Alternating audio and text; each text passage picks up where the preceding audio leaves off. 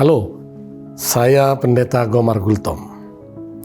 Hari ini kita akan menelaah Kejadian pasal 40 sampai 41. Hanya 2 pasal saja. Kejadian pasal 40 ini menggambarkan keseharian Yusuf di penjara. Kisah tentang menafsirkan mimpi juru minuman dan juru roti adalah kisah yang terkenal. Kejadian ini berlanjut ke kejadian berikutnya dan berperan penting. Di pasal 41, ia mendapat kesempatan untuk menafsirkan mimpi Firaun. 2 tahun berlalu setelah menafsirkan mimpi 2 orang, lalu bermimpi lagi 2 kali. Mimpi 2 orang itu masing-masing terjadi 2 kali. Tafsiran mimpi sebelumnya adalah mimpi baik, dan yang satunya lagi mimpi yang sangat buruk. 2 mimpi Firaun pun sama. Yang satu muncul musim baik, dan yang lain musim buruk. Bila dibandingkan dengan Abraham muncul sebagai penubuat, tetapi Yusuf muncul sebagai orang cerdas dan bijaksana. Abraham melihat masa depan di salah satu penglihatannya, tetapi Yusuf menatap kejadian masa depan melalui tafsiran mimpi. Ini semua dapat terjadi di dalam sentuhan Roh Tuhan. Melalui keahliannya ini, Yusuf ditunjuk menjadi Perdana Menteri Mesir. Yusuf menjauh dari dosa dalam situasi yang ekstrim dan taat pada firman Tuhan. Ia setia dan melakukan pekerjaan yang diberikan dengan baik. Di kondisi sulit pun, ia percaya pada Tuhan. Ada yang berkata, Yusuf adalah manusia ideal yang jauh melampaui standar kita. Tetapi Alkitab tetap menantang kita untuk dapat mencapai standar tersebut. Yusuf, seorang pemuda yang dijual sebagai budak pada masa remajanya, dan oleh penyertaan Tuhan dia naik ke posisi yang dapat menyelamatkan banyak orang. Sama seperti Yusuf, bila kita percaya Tuhan dan berjalan bersamanya, maka pekerjaan Tuhan yang sama juga akan muncul dalam hidup kita. Ini bukanlah karena kehebatan Yusuf, melainkan kehebatan Tuhan. Kehebatan Yusuf adalah ia bergantung pada Tuhan. Kehebatan kita pun harus datang dari bagaimana kita bisa bergantung kepada Tuhan. Yusuf itu juga adalah bayangan dari Mesias yang akan datang.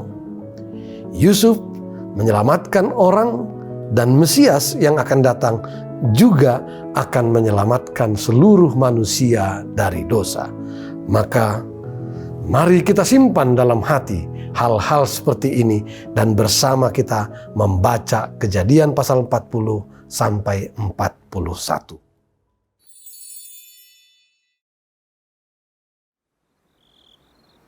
Sesudah semuanya itu terjadilah bahwa juru minuman Raja Mesir dan juru rotinya membuat kesalahan terhadap tuannya, Raja Mesir itu.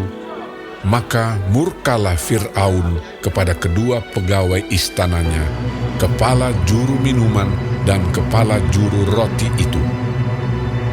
Ia menahan mereka dalam rumah kepala pengawal raja, dalam penjara tempat Yusuf dikurung. Kepala pengawal raja menempatkan Yusuf bersama-sama dengan mereka untuk melayani mereka. Demikianlah mereka ditahan beberapa waktu lamanya. Pada suatu kali bermimpilah mereka keduanya, baik juru minuman maupun juru roti Raja Mesir yang ditahan dalam penjara itu. Masing-masing ada mimpinya pada satu malam juga, dan mimpi masing-masing itu ada artinya sendiri. Ketika pada waktu pagi Yusuf datang kepada mereka, segera dilihatnya bahwa mereka bersusah hati. Lalu ia bertanya kepada pegawai-pegawai istana Fir'aun yang ditahan bersama-sama dengan dia dalam rumah tuannya itu, "Mengapakah hari ini mukamu semuram itu?" Jawab mereka kepadanya, Kami bermimpi, tetapi tidak ada orang yang dapat mengartikannya. lalu kata Yusuf kepada mereka, "Bukankah Allah yang menerangkan arti mimpi? Ceritakanlah kiranya mimpimu itu kepadaku." Kemudian juru minuman itu menceritakan mimpinya kepada Yusuf. Katanya, Dalam mimpiku itu, tampak ada pohon anggur di depanku. Pohon anggur itu ada 3 carangnya, dan baru saja pohon itu bertunas. Bunganya sudah keluar, dan tandan-tandannya penuh buah anggur yang ranum. Dan di tanganku ada piala Firaun. Buah anggur itu kuambil, lalu kuperas ke dalam piala Firaun. Kemudian kusampaikan piala itu ke tangan Firaun. kata Yusuf kepadanya, Beginilah arti mimpi itu. Ketiga carang itu artinya 3 hari. Dalam 3 hari ini, Firaun akan meninggikan engkau dan mengembalikan engkau ke dalam pangkatmu yang dahulu. Dan engkau akan menyampaikan piala ke tangan Firaun seperti dahulu kala, ketika engkau jadi juru minumannya. Tetapi ingatlah kepadaku, apabila keadaanmu telah baik nanti, tunjukkanlah terima kasihmu kepadaku dengan menceritakan hal ikhwalku kepada Firaun. Dan tolonglah keluarkan aku dari rumah ini. Sebab aku diculik begitu saja dari negeri orang Ibrani. Dan di sini pun aku tidak pernah melakukan apa-apa yang menyebabkan aku layak dimasukkan ke dalam liang tutupan ini. Setelah dilihat oleh kepala juru roti betapa baik arti mimpi itu, berkatalah ia kepadanya, Aku pun bermimpi juga. Tampak aku menjunjung 3 bakul berisi penganan. Dalam bakul atas ada berbagai-bagai makanan untuk Firaun, buatan juru roti. Tetapi burung-burung memakannya dari dalam bakul yang di atas kepalaku. Yusuf menjawab, Beginilah arti mimpi itu. Ketiga bakul itu artinya 3 hari. Dalam 3 hari ini, Firaun akan meninggikan kau tinggi ke atas dan menggantung kau pada sebuah tiang. Dan burung-burung akan memakan dagingmu dari tubuhmu. Dan terjadilah pada hari ketiga, hari kelahiran Fir'aun, maka Fir'aun mengadakan perjamuan untuk semua pegawainya. Ia meninggikan kepala juru minuman dan kepala juru roti itu di tengah-tengah para pegawainya. Kepala juru minuman itu dikembalikannya ke dalam jabatannya, sehingga ia menyampaikan pula piala ke tangan Fir'aun. Tetapi kepala juru roti itu digantungnya, seperti yang ditakbirkan Yusuf kepada mereka. Tetapi Yusuf tidaklah diingat oleh kepala juru minuman itu, melainkan dilupakannya. Setelah lewat 2 tahun lamanya, bermimpilah Fir'aun bahwa ia berdiri di tepi sungai Nil.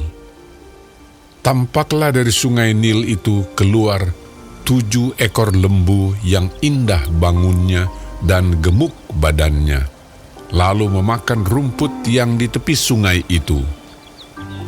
Kemudian tampaklah juga 7 ekor lembu yang lain yang keluar dari dalam sungai Nil itu, buruk bangunnya dan kurus badannya, lalu berdiri di samping lembu-lembu yang tadi di tepi sungai itu.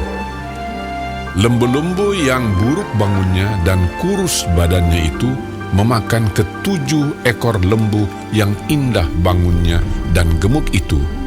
Lalu terjagalah Fir'aun. Setelah itu tertidur pulalah ia dan bermimpi kedua kalinya. Tampak timbul dari satu tangkai 7 bulir gandum yang bernas dan baik. Tetapi kemudian tampaklah juga tumbuh 7 bulir gandum yang kurus dan layu oleh angin timur. Bulir yang kurus itu menelan ke-7 bulir yang bernas dan berisi tadi. Lalu terjagalah Fir'aun. Agaknya ia bermimpi. Pada waktu pagi, gelisahlah hatinya, Lalu disuruhnyalah memanggil semua ahli dan semua orang berilmu di Mesir. Fir'aun menceritakan mimpinya kepada mereka, tetapi seorang pun tidak ada yang dapat mengartikannya kepadanya. Lalu berkatalah kepala juru minuman kepada Fir'aun, Hari ini aku merasa perlu menyebutkan kesalahanku yang dahulu. Waktu itu, tuanku Firaun murka kepada pegawai-pegawainya dan menahan aku dalam rumah pengawal istana beserta dengan kepala juru roti. Pada Sabtu malam juga kami bermimpi. Aku dan kepala juru roti itu masing-masing mempunyai mimpi dengan artinya sendiri. Bersama-sama dengan kami ada di sana seorang muda Ibrani, hamba kepala pengawal istana itu. Kami menceritakan mimpi kami kepadanya, lalu diartikannya kepada kami mimpi kami masing-masing. Dan seperti yang diartikannya itu kepada kami, demikianlah pula terjadi. Aku dikembalikan ke dalam pangkatku, dan kepala juru roti itu digantung. Kemudian Fir'aun menyuruh memanggil Yusuf. Segeralah ia dikeluarkan dari tutupan. Ia bercukur dan berganti pakaian, lalu pergi menghadap Fir'aun. Berkatalah Fir'aun kepada Yusuf, Aku telah bermimpi, dan seorang pun tidak ada yang dapat mengartikannya. Tetapi telah kudengar tentang engkau. Hanya dengan mendengar mimpi saja, engkau dapat mengartikannya. Yusuf menyahut Fir'aun, Bukan sekali-kali aku, melainkan Allah juga yang akan memberitakan kesejahteraan kepada tuanku Firaun. Lalu berkatalah Fir'aun kepada Yusuf, Dalam mimpiku itu, aku berdiri di tepi sungai Nil. Lalu tampaklah dari sungai Nil itu keluar 7 ekor lembu yang gemuk badannya dan indah bentuknya, dan makan rumput yang di tepi sungai itu. Tetapi kemudian tampaklah juga keluar 7 ekor lembu yang lain, kulit pemalut tulang, sangat buruk bangunnya, dan kurus badannya. Tidak pernah kulihat yang seburuk itu di seluruh tanah Mesir. Lembu yang kurus dan buruk itu memakan ke-7 ekor lembu gemuk yang mula-mula. Lembu-lembu ini masuk ke dalam perutnya. Tetapi walaupun telah masuk ke dalam perutnya, tidaklah kelihatan sedikit pun tandanya. Bangunnya tetap sama buruknya seperti semula. Lalu terjagalah aku.